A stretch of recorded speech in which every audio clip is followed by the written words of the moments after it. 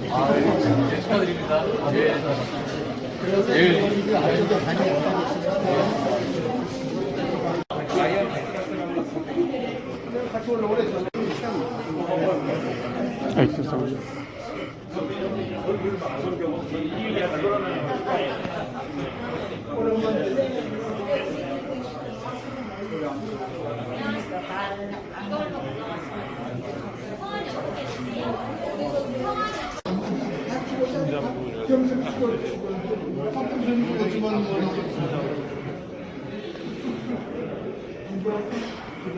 그거 안 맞나?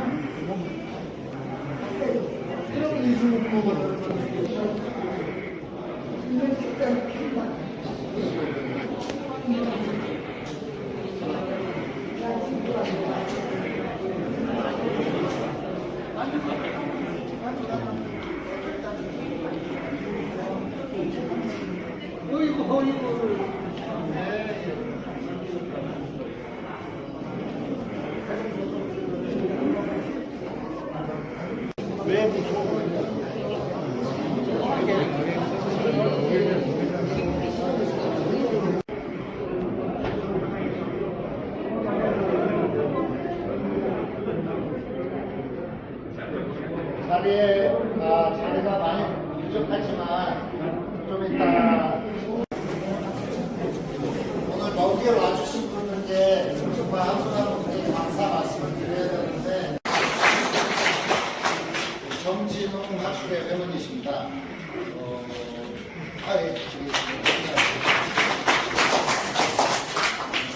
그리고 대림그룹 총수 이준영 부장님 오셨습니다.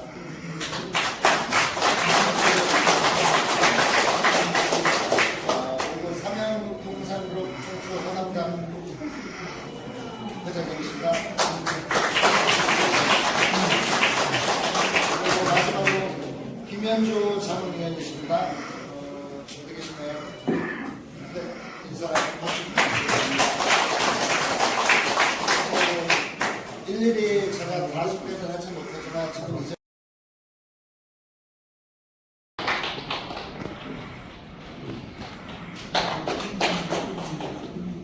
이경선입니다. 불초한 제가 우리 조상님 생각하고 천사까지 천사시를 하는 동안에 처음에는 조상님이라서 설명하고 공부를 했습니다.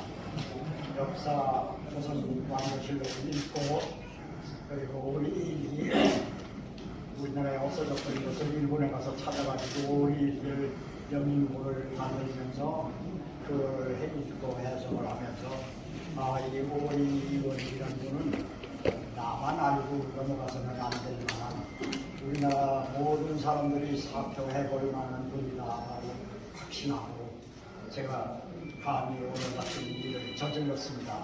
마치 돈키호테 같은 마음으로 이 나이에 시작을 했고 오늘 그런 자리에 여러분이 이렇게 많이 참석해 주셔서 대단히 영광스럽고 감사합니다. 자세한 것은 오늘 왕조실록을 번역을 해서 우리나라 서예가 왕조실록을 알리려니까 전부 한문인데 방법이 없어서 우리 서예 선생님한테 부탁을 했더니 서예가 35분이 자신해서 이렇게 작품을 써주셨습니다. 역사상 처음으로 한 인물에 의해서 서예가들이 35명이 모여서 한 인물의 얘기를 썼다는 것은 사상 유례없는 일이었습니다. 대단히 서예가 작가님들께 저를 감사 말씀을 드리겠습니다. 간단히 말해서 중국에서도 그렇고 우리나라의 어느 선 어린들도 얘기한 얘기를 간단히 여러분들이 아시겠지만 하겠습니다. 시당 500세 제후 1000년이라는 말이 있어.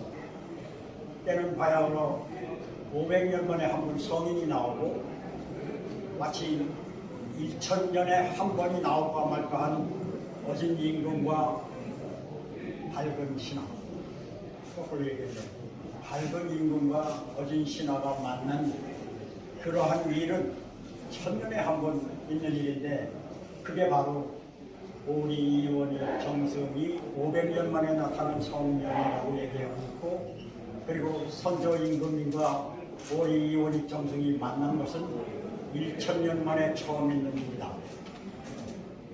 왜 그랬을까요? 여러분이 왜 그랬다 하는 것을 이 작품을 불러보시면서 대충만 봐도 왜 그랬는지를 아실 수 있으실 겁니다. 바로 왕과 신하가 한마음이 돼서 백성과 한 뜻으로 임진왜란으로 나라가 거덜나서 망하기 직전에 나라를 살리셨습니다. 얼마나 위대한 신하입니까? 그 분들이 고유우발이라고 아주 허심탄회하게 토론하면서 네가 잘났네 내가 잘났네가 아니라 나라를 어떻게 하면 살리느냐 밤새 토론을 하면서 대책을 강구하고 임진왜란에는 나라가 백성이 50%가 죽고 나라가 80%를 뺏겼습니다.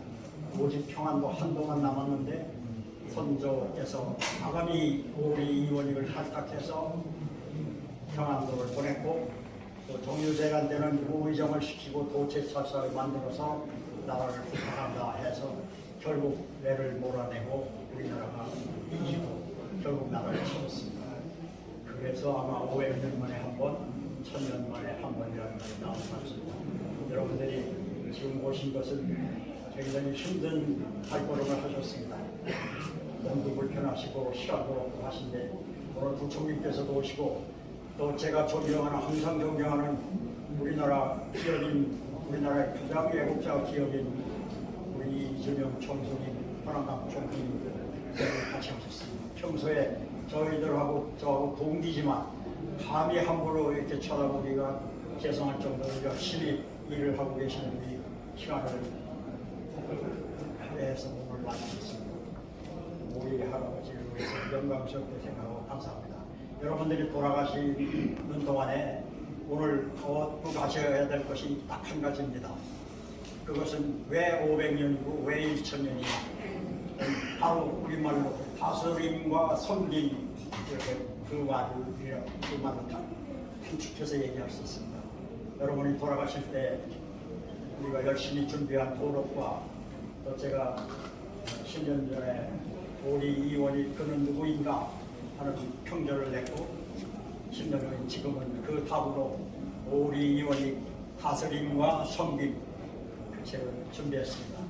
가실 때 좀 무거우시더라도 하나씩 들고 가실 수 있으면 감사하겠습니다. 감사합니다.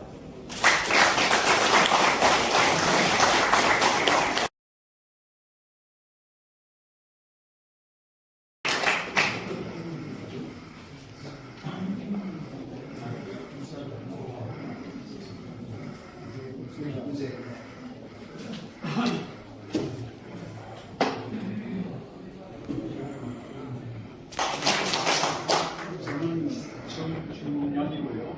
몇 주년 기념해서는 2주년 기억하는 신분이 있습니다. 왜냐하면 오늘 이렇게 증명하신 하객들이 너무 많이 오셔서 미리 제가 의견을 다 해주셨습니다. 제가 머리가 나빠가지고. 그러나 종종 몇 분에 대해서는 말씀을 드리지 않을 수가 없습니다. 준비한 것을 제가 비교적 조금 많이 낭독을 하겠습니다. 지금 단포 전에 우리 이온익 기념사업회 회장이신 보건 이병서 회장님으로부터 오늘 행사와 관련 축사를 부탁받고서 저는 제가 할 자격은 없지만 너무 영광된 자리가 돼서 이럴 때 아니면 내가 언제 하겠느냐 싶어서 흔쾌히 받아들였습니다. 우리 이병서 회장은 10여 년 전까지만 하더라도 성공한 자랑스러운 기업인으로 인식되었으며 이제는 우리 이원 기념사업회 리더로서 변신해서 문자 그대로 외우로서 자랑스럽고 존경스럽습니다. 이 자리를 빌어서 변신을 하신 것을 보여드립니다. 아까 이병서 회장님이 해서 제가 중복이 되는 것 같아서 죄송합니다만은 이원익 정승 탄신 475주년 기념 특별 전시회는 서예와 국악이라는 전통 예술을 통해서 오리 이원익을 새롭게 조명하고 그 업적을 기린다는 점에서 그 의의가 또한 크다고 할 수 있겠습니다. 참여하신 서예가와 국악인 여러분께 진심으로 감사의 말씀드립니다. 먼저 오리 이원익의 88년에 이르는 생애를 압축해보면 조선조의 선조, 광해군, 인조 3대에 걸쳐서 65년간 공직에 몸담았으며 그 중에서는 6차례의 영의정을 비록 정승으로서만 44년을 재직하였고 특히 이례적으로 선조와 인조 때 각각 2차례씩 모합 4차례나 도채찰사를 겸임했었습니다. 더욱이 그의 공직기간은 동서분단과 정쟁, 기축복사, 임진왜란, 정묘호란, 광해군의 난정, 인조반정과 이괄의 난등으로 점철되어 조선조를 통틀어서 가장 곤란한 시기였습니다. 이 난세에서 오리 이원익의 오랜 공직은 세군주의 두터운 시인을 받을 뿐만 아니라 백성들의 유열난 믿음이 컸습니다. 아마 이런 것이 오리지 않았다면 오늘날 이러한 행사를 할 수 없었을 것입니다. 이러한 시인과 믿음의 원천에 대해 묻지 않을 수 없습니다. 오리 이원익의 동시대인과 후대인 그리고 오늘날에 이르기까지 모든 인사들을 한결같이 청렴과 청백의 정신, 공직자로서의 높은 윤리의식과 능력, 당시로서는 보기 드문 합리적 사고방식과 다방면을 아우르는 융합적 접근, 그리고 실용을 중요하게 생각하는 가치관 등을 들고 있습니다. 예컨대 오리 이원익은 당시 담론의 주제였던 성리학의 형이상학적 이민론에 머물지 않았습니다. 이를 두고 혹자는 학문이 짧았다고 평화하기도 하였으나 조정의 요직을 둘러거친 상촌 신음은 이원익의 학문이 글뿐만 아니라 행동으로 하는 학문이라고 설파했습니다. 오리 이원익 자신도 이것도 저것도 별거 아니다. 오직 백성만 바라보며 우리가 공직자로서의 도리를 다해야 되겠다고 간파를 했습니다. 첫째, 지방의 목민관으로서 전설이 된 이야기입니다. 오리 이원익은 1587년에 안주 목사를 부인해서 굶주린 백성을 보고서는 몸소 평양 가명으로 달려가 양국을 얻어내었나 하면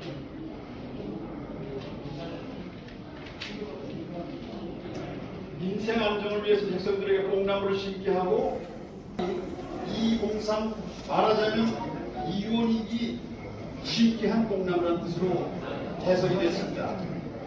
인생 대책의 본보기로 되어 있었습니다. 1592년 임진왜란으로 선조가 평안도 외진고까지 내몰렸을 때 오직 이원익은 평안도 관찰사로 평양성 발원에 공을 세웠고 인생을 안정시켜 뒷날 평양 백성들을 살아있는 이원익을 모시는 생사당을 지어서 그를 기렸다고 합니다. 둘째, 출장 입상으로 정유제라는 승리를 이끌었습니다. 출장 입상이란 재상의 신분으로 전쟁터에 장수로 파견되어 전쟁을 직접 지휘하는 묵는 경직의 직책을 말합니다. 오리 이원익은 1595년 우의정인원서 사도 도체 찬사 즉 장수가 되어 성주에 주둔 전쟁을 총지휘하고 정유재란을 승리로 이끌었습니다. 백성들은 감옥했고 선조임금도 조선에는 오직 이 사람이 있을 뿐이라고 칭송을 아끼지 않았습니다. 오늘날 우리는 임진왜란 하면 충국 이순신을 떠올리기 마련입니다. 지극히 당연한 처사입니다. 이러한 이순신도 단파적 무량으로 수군 통제사에서 해임되고 백위종군하는 고초를 겪었으며 목숨마저 위태로웠습니다. 이때 오리 이원익은 바로 우면하지 않고 이순신을 적극 변호하고 수군 통제사로 재임명되게 하여 우리의 바다를 지켜냈습니다. 세 번째로는 1608년 영의정 오리 이원익은 지주도 기득권 측의 반대를 무릅쓰고 대동법을 시행해서 개혁의 아이콘으로 이름을 거쳤습니다. 각 지방의 특산물을 실물로 나라에 바치는 공물제도는 백성들의 모의적인 대상이 된 지 오래였습니다. 일찍이 율곡 2, 서해 서송룡, 유성룡, 곡물 품목으로 지방별 특산물 대신 2곡으로 통일시키는 대동법의 아이디어를 제시하였으나 시행에까지 이르지는 못했습니다. 그 후 1608년 광해군이 즉위하자 오리 이원익은 대동법을 강력하게 주창 시행하게 되었습니다. 초기에는 경기 지방에서만 시행되었으나 많은 우여곡절 끝에 1708년에 이르러서는 전국적으로 시행되었습니다. 이렇게 시행된 대동법을 9일 조선조 최고의 개혁 조치라는 찬사를 받게 되었습니다. 이 밖에도 오리 이원익은 중국어를 유창하게 구사하는 외교관으로도 유명성이 자자했습니다. 외란 중에는 규든 영군과의 소통과 설득에 나서기도 하였고 영경과의 외교상 쟁점을 해결하는 데도 크게 기여하였습니다. 이와 같이 오리 이원익은 정치, 경제, 군사, 사회, 외교 등 다방면에 걸쳐 레전드에 필적하는 업적을 이루어내었습니다. 이러한 이원익을 두고 조선의 르네상스를 꽃피운 영명한 군주 정조는 친히 쓴 치제문에서 내가 이 사람을 정승으로 쓸 수 없는 것이 아쉽다고 비력했습니다.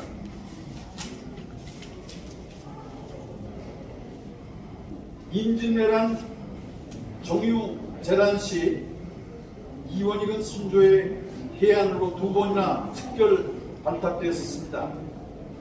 인진년 4월 13일 외침 보름 만에 서울이 함락된 위기에 닥쳤을 때 교선을 내고 평안도 순찰사 겸 징병 채찰사로 발탁되어 그 3년 뒤인 을미년 6월 우의정 겸 남도 보채찰사로 임명되는 것이었습니다. 둘째, 선조는 1574년 1606년까지 사서 5병의 원해 작업을 완성했습니다. 선조 제위 41년 중 승하하신 2년 전까지 32년에 걸쳐 끈질기게 추진한 작업으로서 영국의 대문호 셰익스피어가 이끈 영어 문화 혁명에 비견되는 위대한 업적인데도 불구하고 왠지 모르지만 우리는 이러한 한글 문화 혁명이라고 할 수 있는 업적인데도 불구하고 우리 역사에는 그렇게 잘 알려지지 않았습니다. 끝으로 오리 이원익은 단도직입적으로 남는 천재이고 나머지는 군더더기입니다. 이렇게 간단명료하게 주창을 하였습니다. 여기에는 가식과 군더더기가 끼어들 틈새가 없을 뿐더러 달리 해석할 여지도 없습니다. 오늘날 우리의 현실은 앞에서는 인생 부선을 외치면서도 뒤로는 각각의 이해타산에 그대로 있는 게 실상입니다. 참으로 오리 이원익이 긁고 정조보다 더 진하게 아쉬움을 느껴야 할 때가 아닌가 생각합니다. 더 많이 준비를 했습니다만은 제가 이렇게 서툴게 낭독을 한 것이 지루할 것을 여기서 마치겠습니다. 경청해 주셔서 감사합니다.